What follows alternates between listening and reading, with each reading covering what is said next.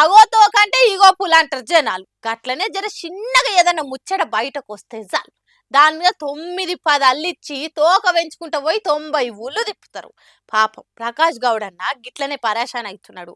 Party మారుతుండని వచ్చిన ముచ్చట్ల మీద ఇగో కార్యకర్తల నడుమ గిట్ల క్లారిటీ ఇచ్చిండు. బీఆర్ఎస్ లీడర్లు వరుసపెట్టి ఒకళ్ళనికొకరు పోటీల మీద కాంగ్రెస్ కండువాలు కప్పుకునే సీజన్ నడుస్తుంది కదా కొన్నొద్దుల సంది.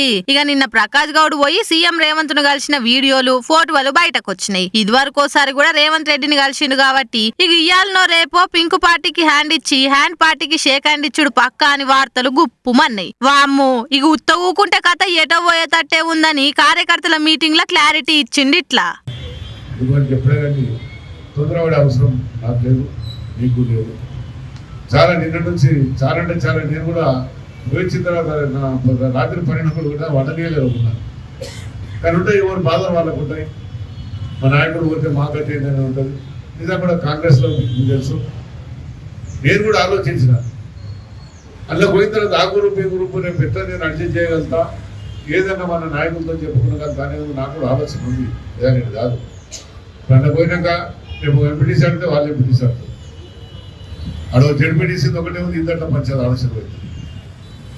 ఒక కార్పొరేట్ కాబట్టి ఇద్దరు పంచాయతీ ఇద్దరు పంచాయతీ ఇవన్నీ కూడా నేను ఆలోచన అంత ఈజీగా ఏదో మనం మాటించడం అయిపోయిందని కాదు. అంత ఈజీగా ఉండడం మన కార్యకర్తలు మన నాయకులు మనం కాపాడుతున్న బాధ్యత మనకు ఉంటుంది. మీ అందరి బలాలు నేను 4 మాటలు గెలవడం ఒక్కపారి కాదు 4 మాటలు ఏదో కూడా మంచి మెజార్టీతో గెలిచినాం. 15 ఆశ్చర్య మార్షాలు గెలవలే మనం మంచి మెజార్టీతో ఇంకొక ఈరోజు ఎప్పుడైనా కానీ ఏ నాయకుడు ఆలోచిస్తారు. నిన్నే చాలామంది మాట్లాడితే కూడా నేను సమానంగా చెప్పడం జరిగింది. ఏదన్నా మా నాయకులు కార్యకర్తలు కూర్చొని ఆలోచిస్తాం అని చెప్పినాం. నేను కూడా ఆలోచిస్తా ఏం చేయాలని ఆలోచించుకొని మళ్ళీ మీతో నిర్ణయం తీసుకొని మనం ముందుకు అవసరం ఉంటుంది అనుకుంటాను. ఇంచుమించు మీరు అందరూ అనుకున్నట్టుగానే జరుగుతాయి. అలాంటి జరగాలని నేను కూడా కోరుకుంటాను. మీకు ఇబ్బంది పెట్టి నేను పోవాలని అవసరం లేదు. మీకు ఇబ్బంది పెట్టాలని కూడా నాకు అవసరం ఉండదు. ఎందుకంటే ఇంతమంది ఇబ్బంది పెట్టుకొని పోతే నాకు కూడా నష్టం కలుగుతారని నాకు తెలుసు.